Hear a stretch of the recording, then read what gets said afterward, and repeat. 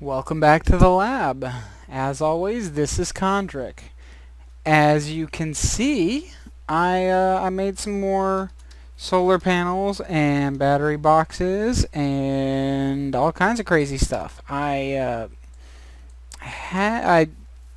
completely forgot that as part of the system that I was using to make all the solar panels, I put a ton of nickelite into the alloy furnaces I was using. I actually had made a few extra alloy furnaces just to try to speed things up, but I didn't have the wafers in those alloy furnaces, so there was just a ton of nickelite sitting there doing nothing, which made it possible for me to make a lot more of basically everything.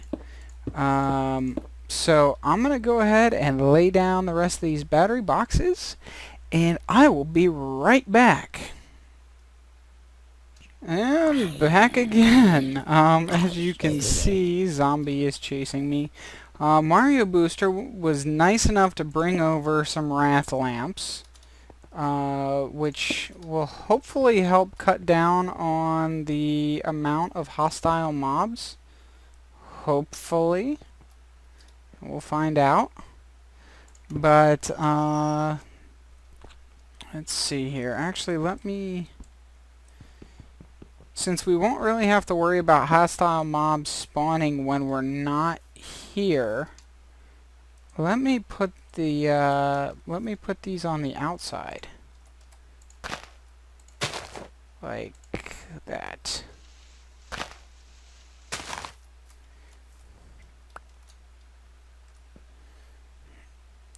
And just, okay, cool. Alright, so I've got tubes here, and I just need to fill in the rest of this. Now let me talk about what I'm actually planning on doing now that we've got the power system mostly worked on. I still have to add the pieces necessary for frame motors into the auto crafting system. I also want to protect this power generation system from creepers and other nasty mobs, so that will also be something I'm going to have to consider soon.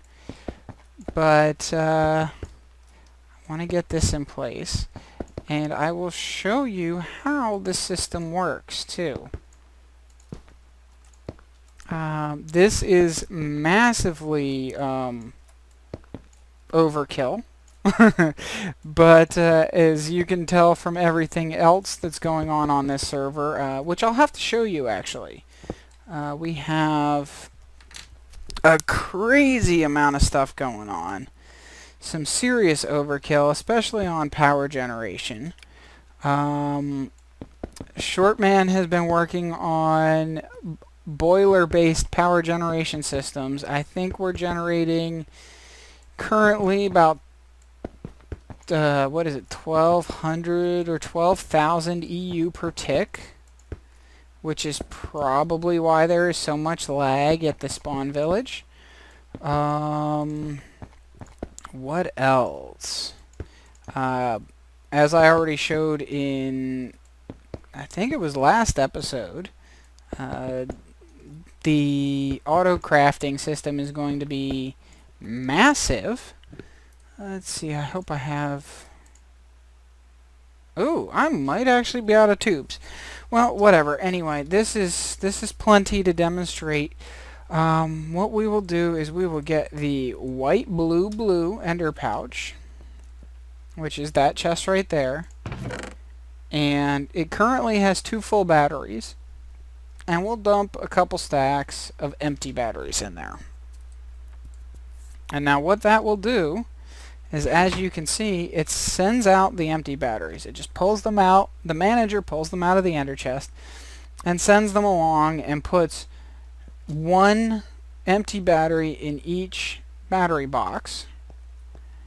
And the retriever, if the ender chest does not have what it wants, the retriever will pull a full battery and pass it to the manager, which will then put it into the ender chest. So as you can see, I just pulled out some full batteries from the ender chest, and it's now re-equipping with more. And what I'm going to do is, to help keep the ender chest well stocked, I'm going to take these full batteries and set up the manager to always keep basically the full chest, except for that one empty battery. And the reason for the empty battery is so that there's always a space available to dump empty batteries into. So if we go ahead and we set this up like this, now every 2 seconds until the ender chest is full again. Oh, the manager, yeah, okay. Every 2 seconds until the ender chest is full of charged batteries, there will be a pulse, which will drop the frame rate, or it will very, very briefly cause a tiny amount of lag on the server, but that will end as soon as the ender chest is filled back up. And once all these bat boxes are completely full of power, there will be no issues whatsoever with keeping the ender chest stocked with full batteries, because the batteries will recharge really, really quickly. So that's that. Let me pull this retrieve. Let me do that real quick so that the batteries get closer, so that they can charge faster. Because the closer they are to this connection point, the faster they will recharge. Alright, that should be good enough. Now they can recharge faster, and the ender chest can fill up faster. But yeah, so I'm going to have to make some more tubes, which is really, really fast and easy on our current auto crafting system. I actually ended up making more solar panels and battery boxes than I needed, which is actually going to be fine, because I will be able to use them for the mining platform. So I'm going to go ahead and put them here. I'm going to grab out this hacksaw here and make some glass covers real quick, just to protect this area a little bit better from creepers and whatever else. Slabs, panels. Panels will be fine. I could probably actually do it with slabs. Let me just put this hacksaw away. So what I'll do is probably, I'll go out about here, should be fine, and just make a 2-high barrier, because at this point everybody on the server has flight capabilities anyway, or everybody that would be looking at this system has flight capabilities, so we don't really have to worry about anybody not being able to get through. I just don't want hostile mobs getting through. Oops. So let me go ahead and do that, and I'll come back shortly. See you in a second. Alright, back again. Seem to be saying that a lot recently. Mario Booster just left, so I am alone on the server, but I was able to craft 4 more stacks, which is a lot, yes, I know. 4 more stacks of batteries, because Mario Booster found, well, he gave me like 4 stacks earlier, and then he just put another 3 or 4 stacks of Nikolite into the system. So we have more batteries than we could ever need. And the main reason that I'm so thrilled about this, the main reason we have all these batteries, is because once this system is fully operational, once all of these battery boxes are fully charged, which with a spot loader won't take long, we will never need BT power again. We will, well, I mean, we'll need it, but we'll never need charging for BT power ever again. This is getting close to, oh, it's done. It is done filling the system. Okay, so we need to move this here, and I want to add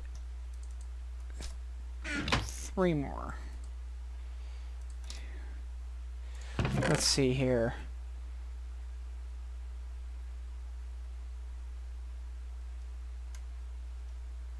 Okay, 1. Oh, let's make it a whole 5. Sure, why not? Let's fill that up.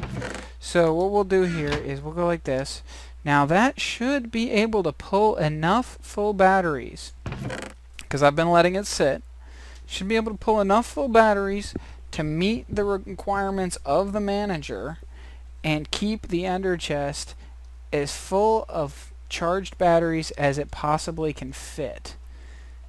So, yep, there we go. Good to go. Okay, now all these other batteries will float around in the system, get charged, and any that don't fit into a spot, like these right here, will get backstuffed into this transposer that's right here, or the second transposer that I put over here. As you can see, they're all stuffing into this one.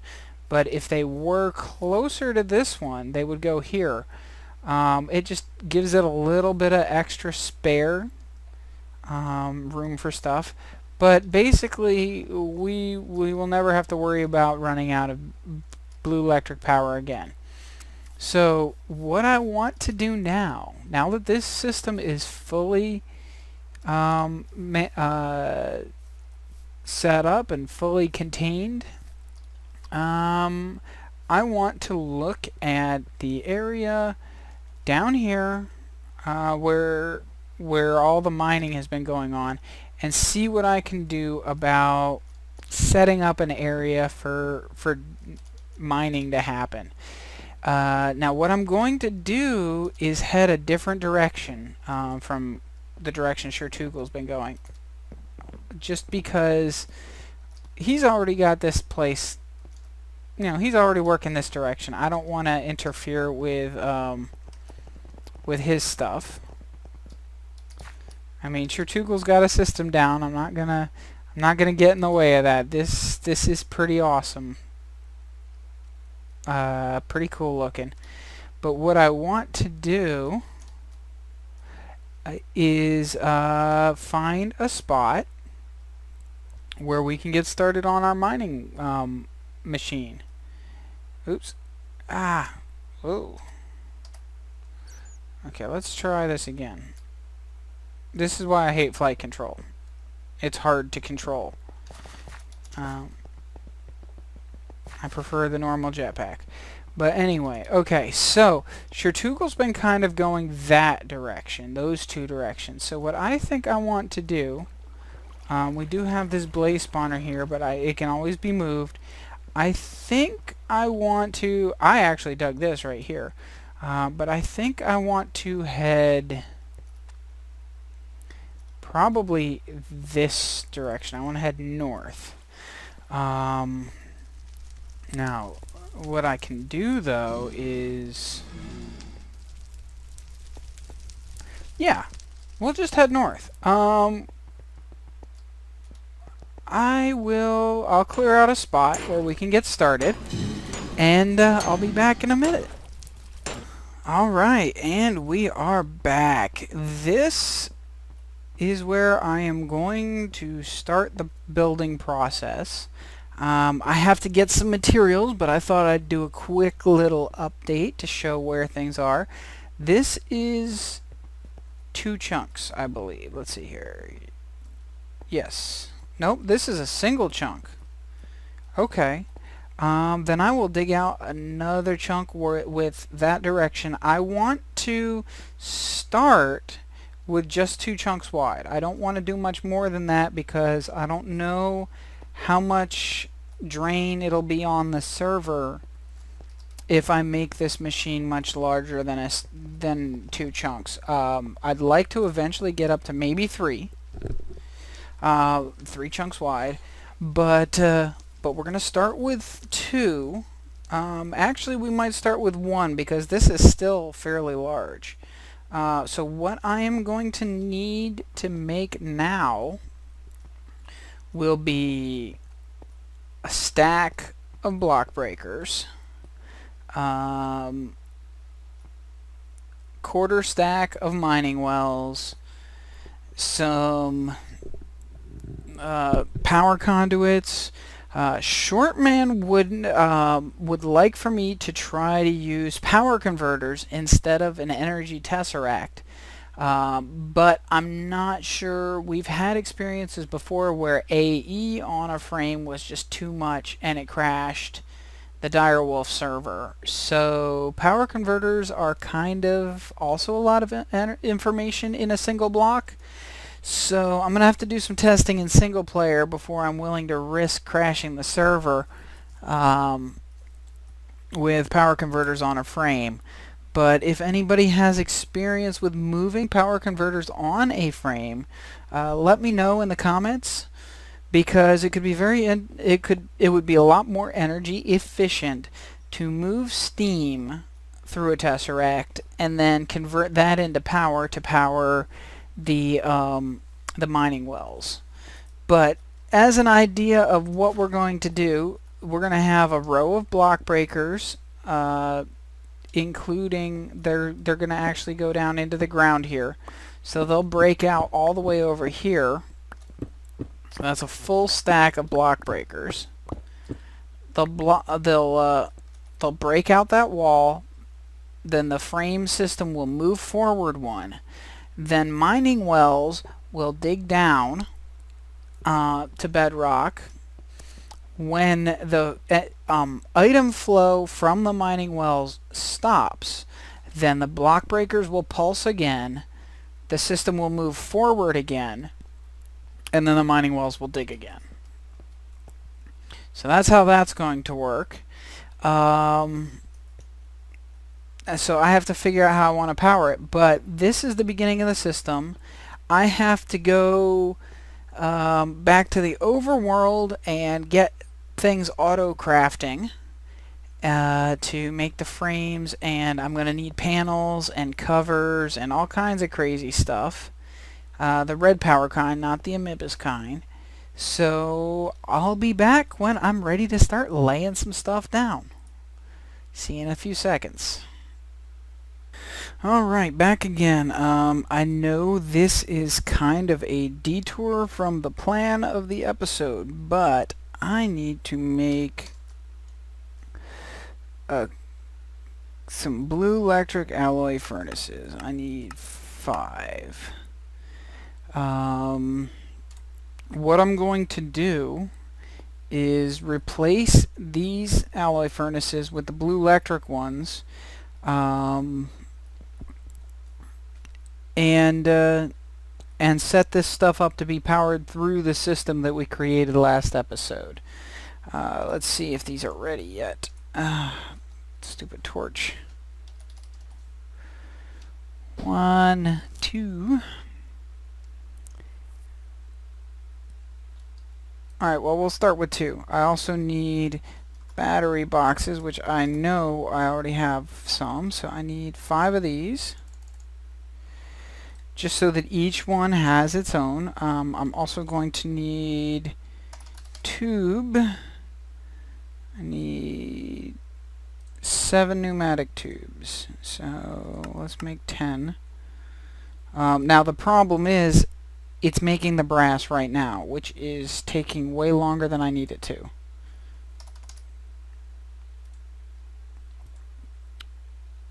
So hopefully we'll have these tubes shortly. I'm going to need a timer. Here we go. 16 tube. That'll be perfect. Timer.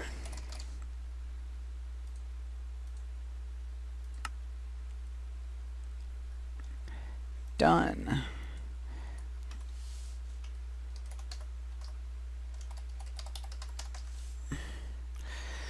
Alright, I'm going to have to move that, which means I'm going to have to change what it says. Let's see here.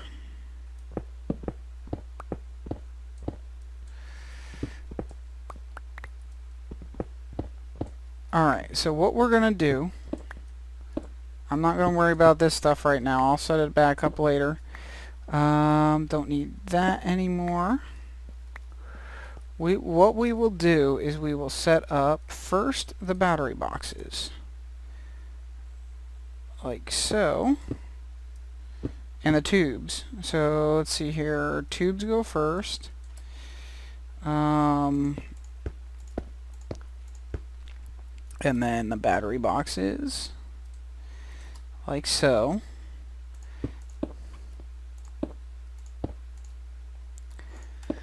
And I'm going to need, actually, let's see, I don't need these deployers out right now, so let me put them in the project bag. I do need a couple more tubes. Don't need the deployers. That timer is for the thing. Alright. I need this retriever and filter can go right here. Okay, perfect. Okay, so we need, is that the, okay, that's, yeah, I need another ender chest that's set to white, blue, blue. Do I already have another one of those? I might in the system. Yes, I made a few of them. Good. I only need one, but I will need one for the project as well. So what I'm going to do is I am going to put the ender chest. I'm going to put a second battery box, or another battery box, just as a buffer. You'll see what I'm doing in a second. Sorry, this is a little all over the place. Tubes, tube. Oh, I need, I just had tube. Where did I put the tube? Did I put it in the ender pouch? Oops. I did. Okay. I need that. That should be plenty. Okay, so what we'll do is we'll take this this tube here. We'll go like this. We need like so. No, not there. We need a tube here and a tube there. We need a retriever. Hopefully this won't take too long to craft.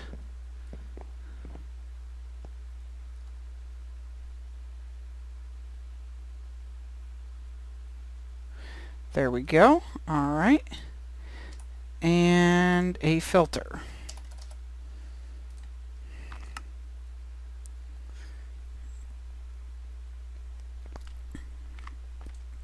While we're waiting on the filter, I'll put the ender chest here. The retriever will go here to pull stuff back into the ender chest. I need a full battery for the filter. So I need to take the filter here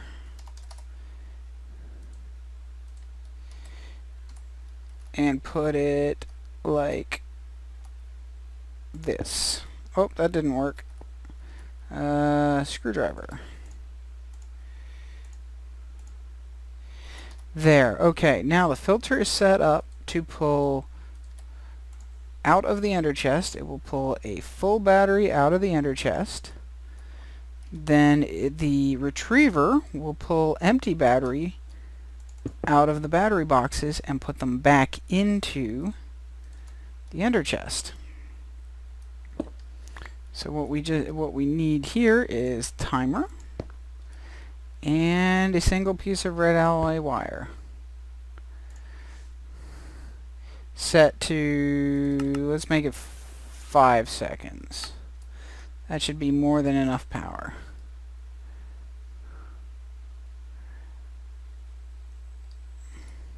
And as you can see, the charging system is already working. On the other end, it's ejecting the partially charged batteries, or the partially discharged batteries. Okay, let me stop that timer for a second. I need to discharge this a little bit more. Okay, now the filter will now be set to, or the retriever will be set to retrieve only fully discharged batteries. That should help. And as you can see, the system on the other end is already recharging the batteries, and this is recharging all the battery boxes.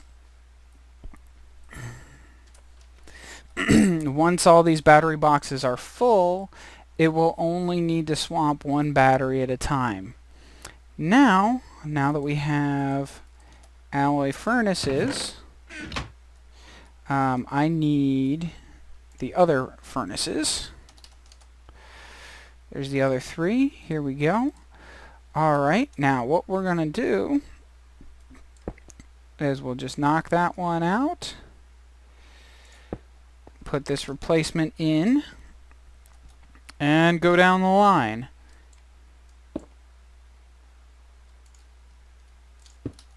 Like so.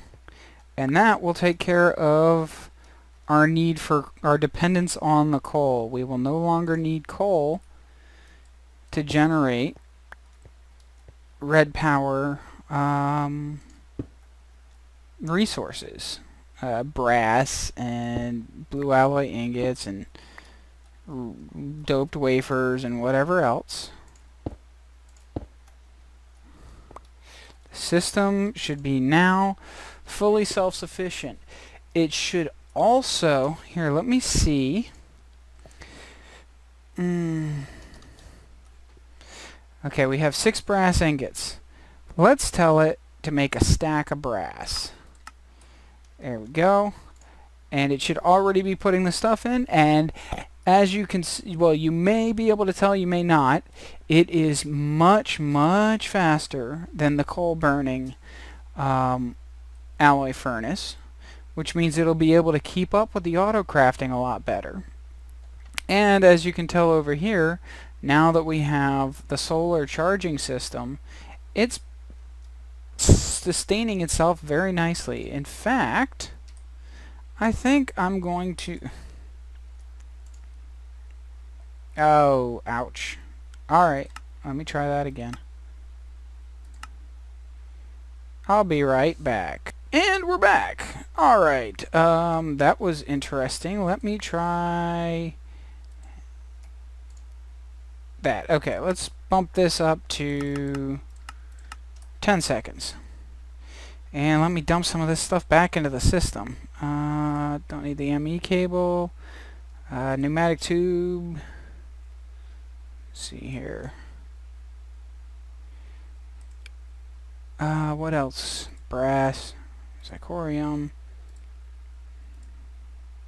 And now we have some spare alloy furnaces. Oh well. Alright. So there we go. We are fine on power, and now anything we want using blue electric will be easy to make.